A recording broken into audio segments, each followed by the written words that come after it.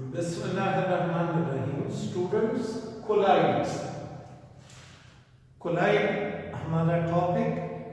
इससे पहले इस चैप्टर के शुरू में मैंने आपको बताया था कि जब हम दो नॉन रिएक्टिंग सब्सटेंसेस आपस में मिलाएं, ए और बी हम आपस में मिलाएं तो इससे मिक्सचर बनता है। मिक्सचर, इस मिक्सचर को हम सॉल्यूशन कह सकते हैं, कोलाइड कह सकते हैं और सस्पेंशन कह सकते हैं। कब? अगर इनके कंपोनेंट के साइज 1 नैनोमीटर से कम हो। अगर 1 to 1000 नैनोमीटर हो तो फिर इसे कोलाइड कहोगे, और अगर ज्यादा हो 10,000 नैनोमीटर से तो फिर ये सस्पेंशन कहलाएगा। सॉल्यूशन के केस में जो कंपोनेंट कम होगा उसे सॉल्यूट कहते हैं, और जो कंपोनेंट ज्यादा होता है उसे सॉल्वेंट कहते हैं। सॉल्वेंट ये कम क्वांटिटी में माइनर कंपोनेंट और ये मेजर कंपोनेंट।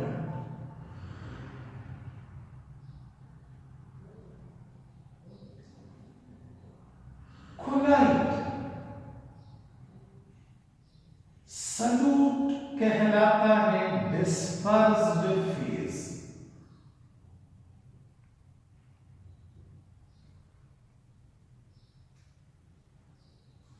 जबकि सॉल्वेंट कहलाता है डिस्पर्जन मीडियम।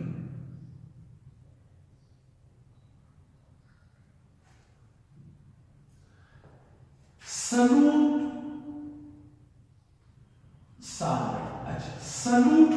सॉल्यूट को डिस्पर्स्ड फेज या डिसकंटिन्यूअस फेज भी कहते हैं। Discontinuous phase.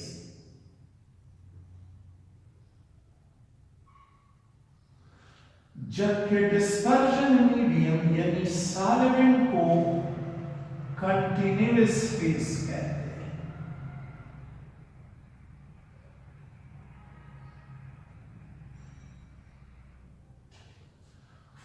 और हमने ये भी पढ़ा था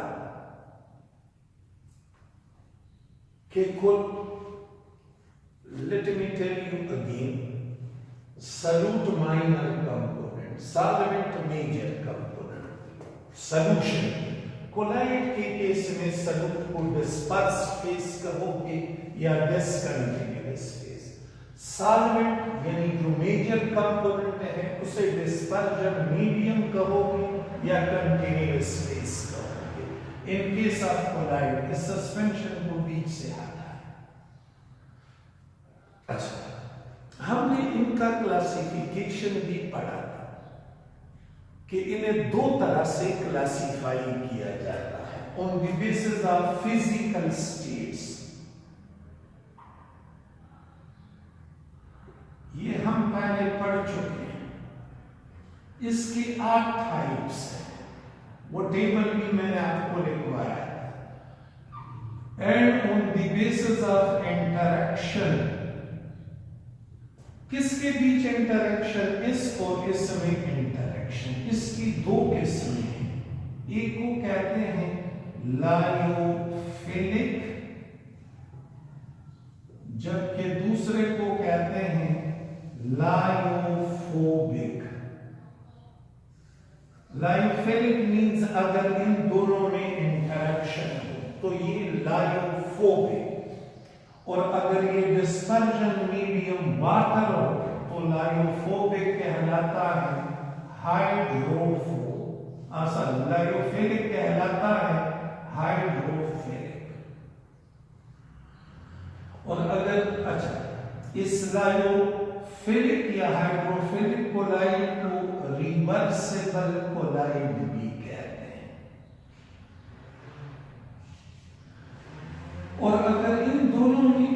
डायरेक्शन ना हो तो ये लायोफोबिक, और अगर ये डिस्पर्जन मीडियम वाटर हो तो लायोफोबिक कहलाएगा हाइड्रोफोबिक।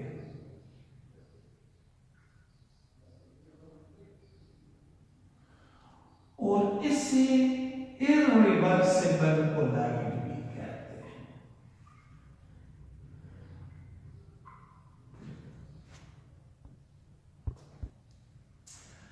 अच्छा, कोलाइड्स की खूबियां सॉल्यूशन और सस्पेंशन से टोटली मुख्तलिफ होती हैं। वो कौन सी खूबियां हैं जो कोलाइड तो शो करते हैं लेकिन सॉल्यूशन और सस्पेंशन शो नहीं करते? पहली खूबी है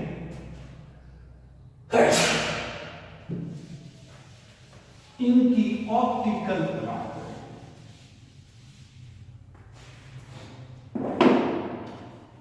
प्रॉपर्टीज ऑफ कोलाइड।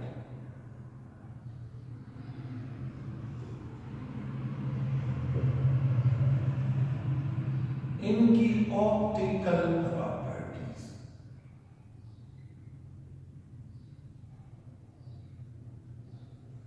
ऐसी प्रॉपर्टीज जिनका ताल्लुक लाइट के साथ। ये दो है। फर्स्ट वन टेंडल इफेक्ट,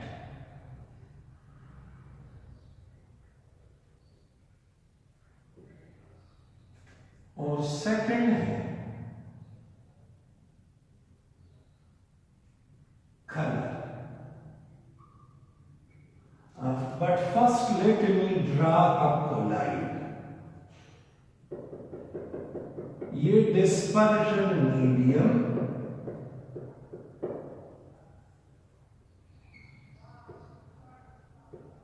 और ये इसमें कोलाइड के पार्टिकल जो डिस्पर्स है, बिखरे पड़े हैं, लार्ज साइज वाले। देखिए, Tyndall effect means scattering of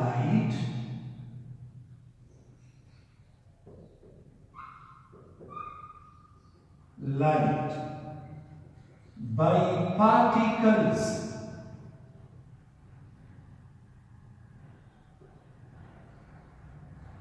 of colloid size. colloid size के पार्टिकल जब लाइट को स्कैटर करे तो इस फेनोमेना को टेंडल इफेक्ट कहते हैं। आसान जुबान में, इस कमरे के अंदर रोशनी है लेकिन तेज रोशनी नहीं। अगर इस कमरे में रोशनी कम हो और इसकी दीवार में एक सुराख हो और उस सुराख से सन रे एंटर हो रही हो, जब उस सन रे को हम देखते हैं तो हमें हवा में पार्टिकल, छोटे छोटे पार्टिकल नजर आते हैं। फिर से सुने, इस कमरे के अंदर ज्यादा रोशनी नहीं है और मैंने एक छोटा सा सुराख किया हुआ है इस दीवार में जिससे रोशनी अंदर आ रही है। ये कमरा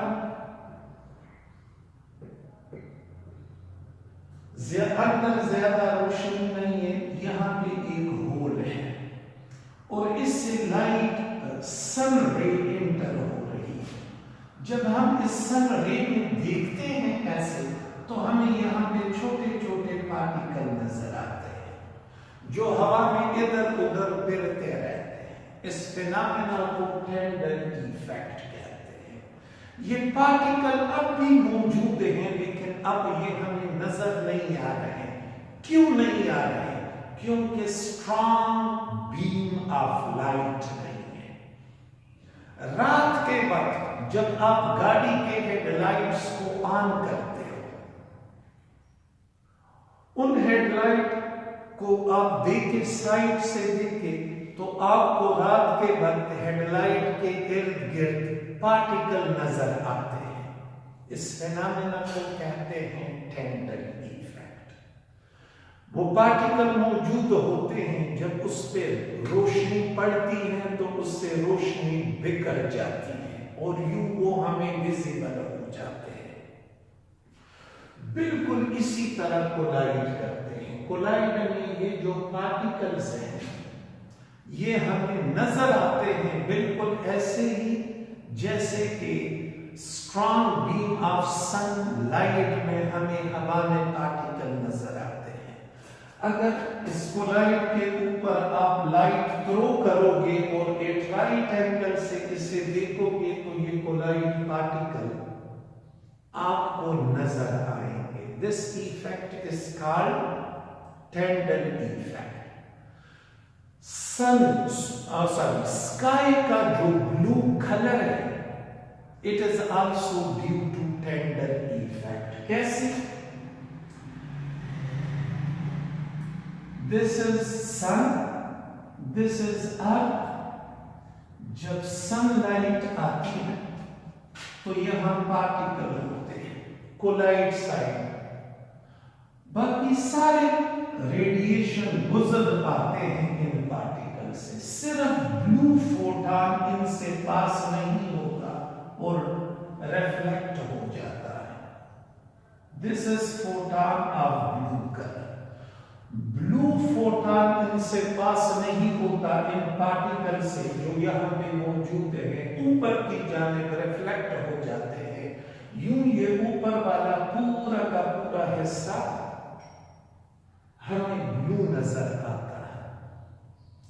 तो सॉल्यूशन टेंडल इफेक्ट शो नहीं करते, सस्पेंशन शो नहीं करते, सिर्फ और सिर्फ कोलाइड शो करते हैं।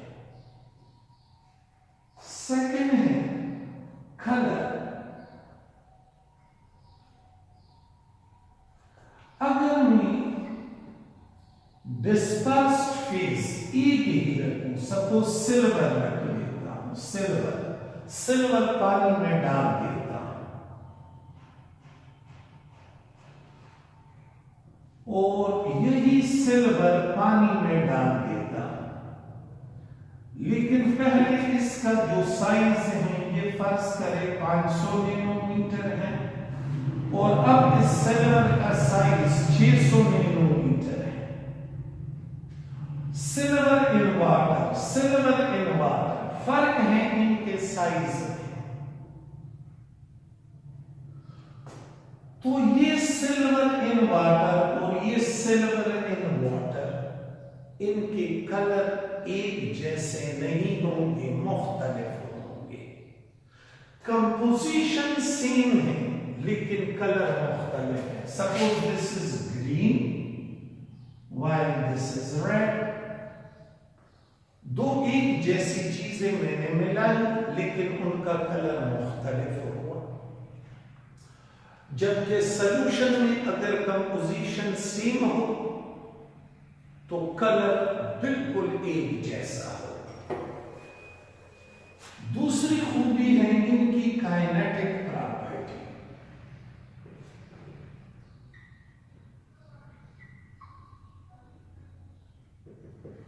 कोलाइड के पार्टिकल, जैसे मैंने कहा कि इसे हम टेंडल इफेक्ट से ऑब्जर्व करते हैं। वो मैंने आपको एग्जांपल दी कि रात के वक्त आप गाड़ी के हेडलाइट्स ऑन करें तो आपको हेडलाइट्स के सामने पार्टिकल नजर आएंगे। वो पार्टिकल स्टैटिक नहीं होते, मोशन करते रहते हैं। उस मोशन को ब्राउनियन मूवमेंट कहते हैं।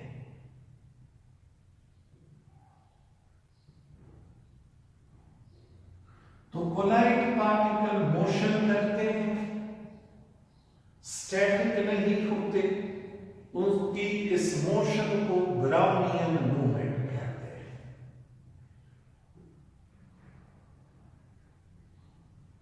Effect of temperature.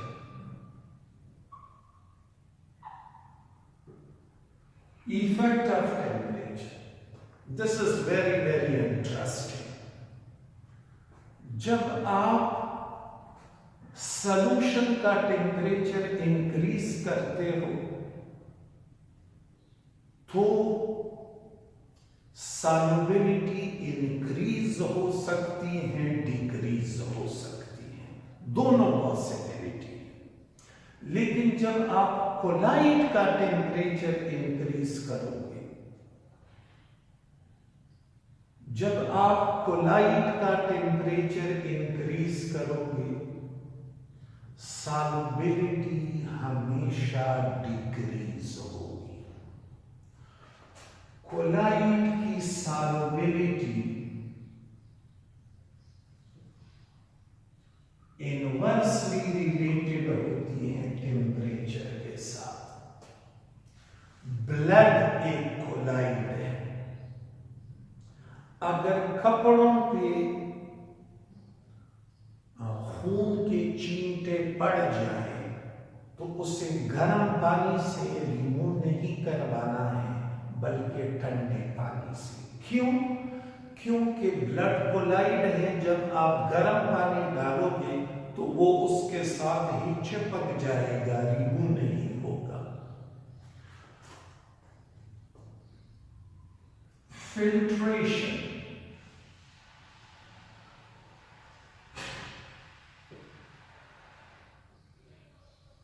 कोलाइड से हम इस चीज को, ये जो डिस्पर्स्ड फेज है, यानी जो सल्यूट है, इसे हम रिमूव कर सकते हैं by special filtration. Ordinary filtration नहीं, special filtration called ultra filtration.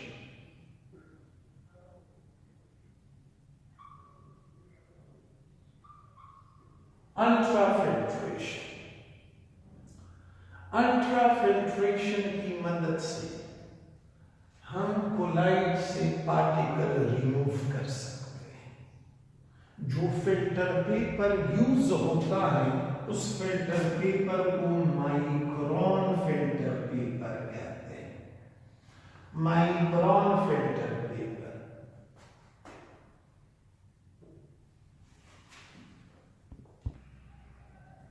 Diffusion. Diffusion. Colloid बहुत ही डाइल्यूट होते हैं, they are very much dilute, और इनका साइज भी बड़ा होता है, सो इनका डिफ्यूजन रेट होता है वेरी स्लो। जबकि सॉल्यूशन तेजी से डिफ्यूज होते हैं। और आखिर में है, जो बुक में नहीं लिखा है, वो है stability of colloid. This is very important, stability of collide.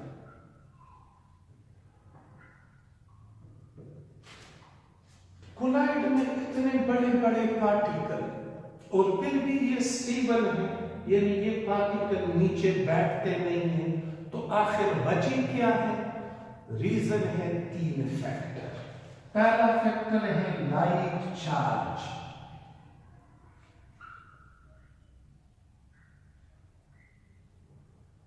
Solvation, और तीसरा है ब्राउनियन मूवमेंट।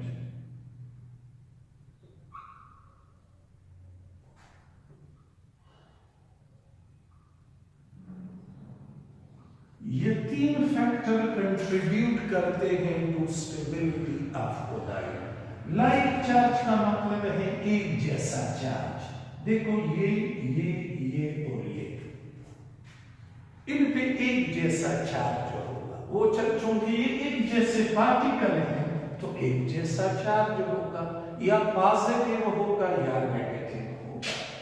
लेट्स सपोज ये नेगेटिवली चार्ज है, तो ये नेगेटिव चार्ज इनको यकजा होने से रोकता है।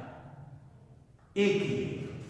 Second, solvation. सॉल्वेशन का मतलब है इन पार्टिकल पे इर्द-गिर्द सॉल्वेंट की एक लेयर मौजूद होती है।